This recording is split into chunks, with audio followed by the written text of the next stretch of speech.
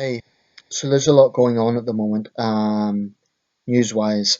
Another appalling bombing in Baghdad. I just say that not as the main point of this video, but I say it because I think it would be unfortunate if, bombings in Baghdad just become another, become underreported. 40 more people killed. This was a Shiite mosque, so presumably targeted by Sunni extremists. ISIS have claimed responsibility, but then they claim responsibility for everything. So it's been an appalling period in Baghdad. I will be making a video again about the Middle East. I spoke about the Chilcot inquiry, Tony Blair, etc. I'm going to be making some more updates on that because there's a few things to add to it. But for this video, I want to focus on the situation in the United States. Now, I am an outsider and I'll just make a disclaimer here. There will be some things that I'm saying in this that I appreciate my American viewers will not agree with, maybe strongly disagree with. Um, but I've never self-censored on my channel just in case people are offended. It's not my intention, but I do think certain things need to be said. So, um, there's been tragic news from Dallas today. 5 police officers shot dead, should say in the early hours of the morning. And 7 others wounded in what's been described as an ambush incident. What had apparently happened was there was a Black Lives Matter demonstration. Every report I've seen has suggested that was a peaceful demonstration. Um, and incidentally, any inaccurate information I speak about in this video, I take full responsibility for, but these are, developing stories. Um, so this is coming on top of renewed controversy over the police shootings of black men, 2 cases in Louisiana and Minnesota. Now, I don't know much about the case in Louisiana, but I have seen that very unsettling video from Minnesota, and the guy killed Mr. Castile. Um, I've watched that video and I just can't rationalize the sort of thinking that's behind it. As I understand it, what happened, the man's girlfriend uploaded everything to presumably her iPhone or something. She had her hands on the wheel as she was instructed to do. This was supposedly a routine traffic patrol. Presumably, the officer was suspicious for whatever reason. The driver, who's a black man, um, told the officer explicitly that he was reaching for his permit because he had a firearm, so he had a permit. The officer panicked, and you could tell this by his voice. So the man's lying there bleeding to death, basically. And the officer, when he speaks, he's clearly, she is kind of making this narrative into the video. I'm somewhat surprised the officer didn't ask her what she was doing, but anyway, she's making this narrative, remaining very calm under the circumstances, and she wasn't. This is a very important point. She wasn't like ranting and raving. She did not seem aggressive at all. Incredibly calm under the circumstances, given that her boyfriend's just been shot. And she kept addressing the officer as sir. So she was being polite and respectful. People who make excuses for this always say, oh, they're being belligerent or whatever. Everything from this case indicates otherwise. The man explained what he was doing. He reached for his permit. The officer has his gun pointed through the window. When he speaks, he's clearly very distressed himself. He sounds actually like he's in tears, and he's saying, I told him not to reach for it. I told him not to reach for it. So presumably he thought the guy was going for a gun. He panicked. Um, I'm not going to say that I have all the answers, but it seems that what we're seeing here is a militarized police force. Now, I cannot understand why that officer didn't call an ambulance immediately. People will say, well, he didn't understand the situation, so he had to keep his gun on the man. But when you have someone bleeding to death, the common sense approach is to call an ambulance. And I don't know about other countries, but in the UK, that is protocol. If the police shoot a suspect, they have to call an ambulance immediately. It looks to me like they took too long to do that in this case. And granted, I don't know all the details, but he died. And it looked like he was already unconscious in the car. Now, why, maybe there's something that we're not seeing. but it seems to me they should have called an ambulance immediately. Um, and I have to point out what is clearly double standards here. In the past, we have seen these open carry demonstrations, especially in states like Texas, where you have predominantly white guys, and people could say this is race baiting, but it's just a fact. You get predominantly white guys campaigning for open carry, right? In complete broad daylight, they're brandishing the weapons for everyone to see. It's legal, okay. They're not breaking any laws, it's legal. But this guy, Mr. Castile, I forget his first name, Philemon, something like that, but he had a legally purchased firearm, so he's not a gang member or something.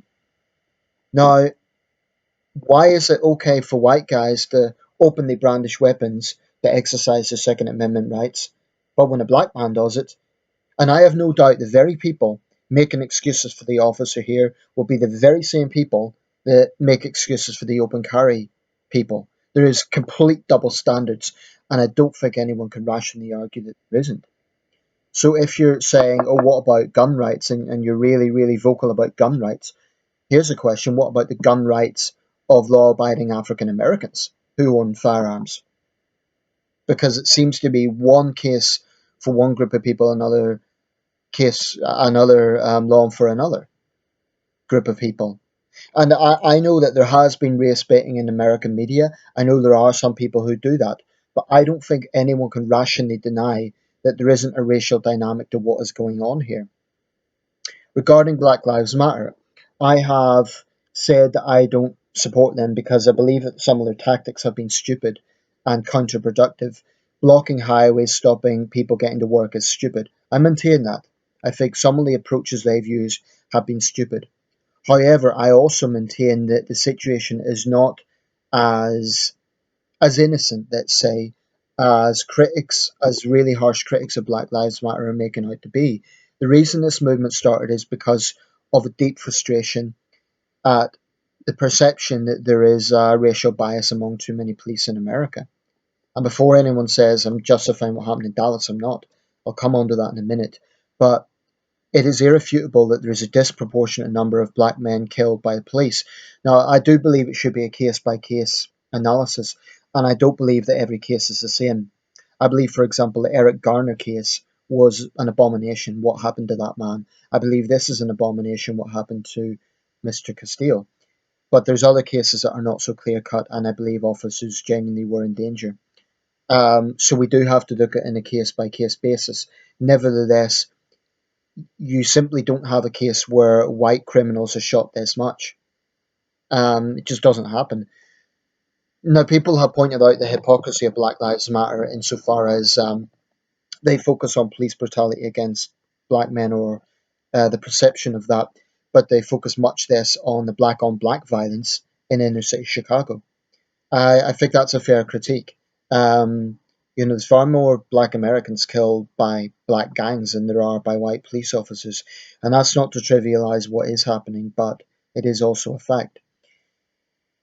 Um, it is true that guns are not the only issue here, but I cannot understand how anyone could possibly argue that guns are not part of this problem. They are. And that is so apparent. Um, it's a militarized, very volatile situation. And incidentally, those who say that if people are armed, it will stop massacres. Well, look at the situation in Dallas. These officers were presumably armed, didn't stop five of them being killed.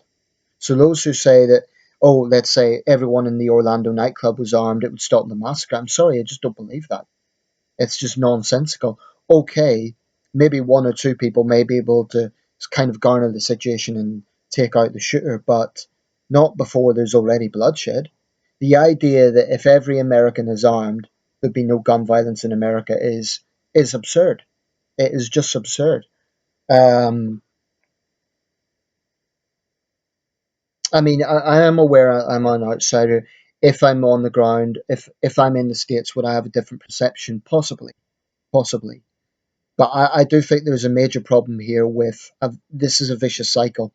There's a perception that the police are institutionally racist. Now, whether that perception is right or wrong, you know, it's a matter for debate. I mean, there's far more ethnic minority police officers in America today than there were at the time, for example, of the Los Angeles riots in 1992. Dallas itself is said to be one of the most ethnically diverse police forces in the country. So, in that regard, I think police forces have improved a lot. But there is still this militarized mentality of shoot first and think later, and I think that's very alarming. Um, and I know this is not simple. Where you do have a problem with gang activity and so on. I don't know what sort of neighborhood this was, where there was the routine traffic checks in Minnesota where this man was killed. I don't know what the rationale for that was, if it was in an area that had high crime or whether it was just routine because it was. I don't know what the reason was, but the bottom line is that man did not deserve to die. And I do think it is extremely important that there are not double standards when police officers shoot someone who turns out to be innocent. They should be arrested.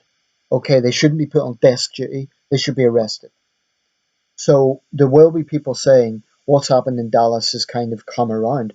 I think we have to be very careful with that mentality because it looks then like, you know, these five officers did not deserve to die simply for doing their job.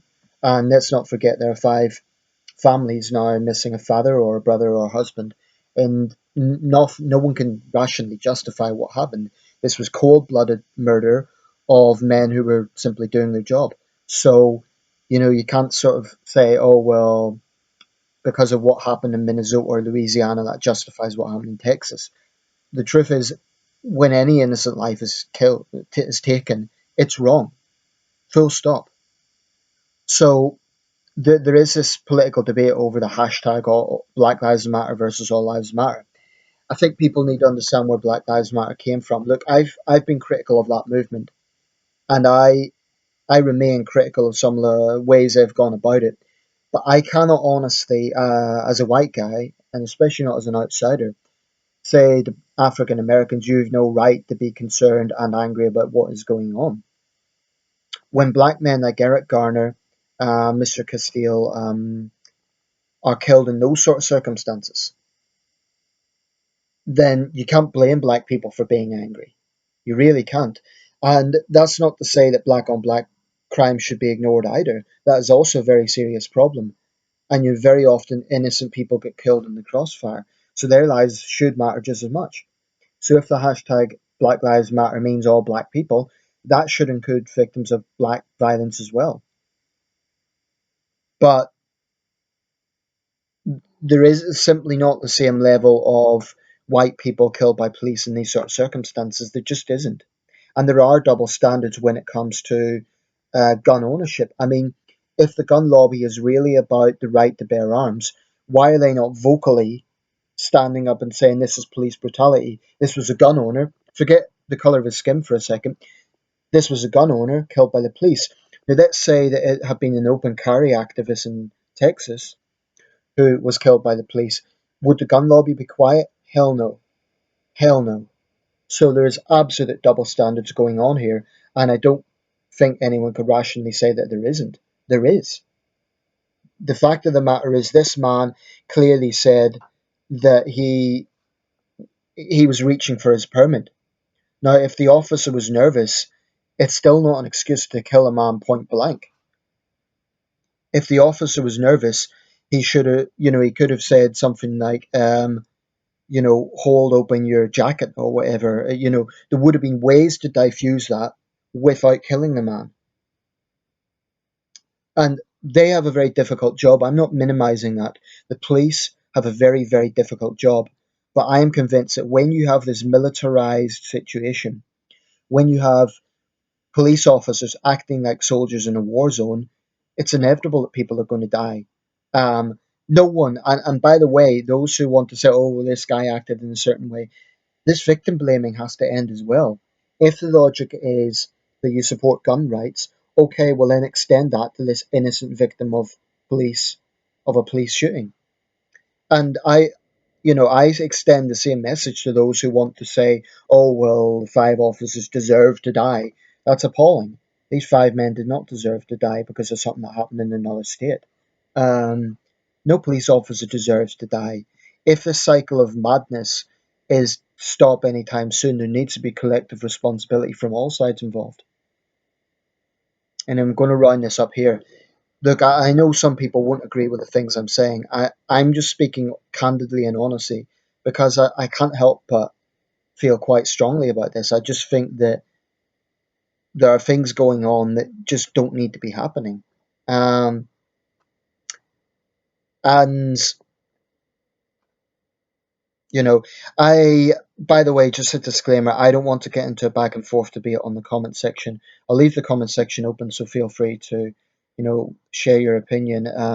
If you disagree with me, that's completely fine. I appreciate there are different views out there, but I don't want to get into a back and forth on this. To be honest, the subject depresses me, and I don't want to spend a huge amount of time on it. I just want to voice my views. I'll let other people have their views, but if I don't reply to you, please don't take it personally. It's not that. It's just that I don't want I find this quite depressing, to be honest, and I don't want to keep coming back and forth on it. Thanks for watching.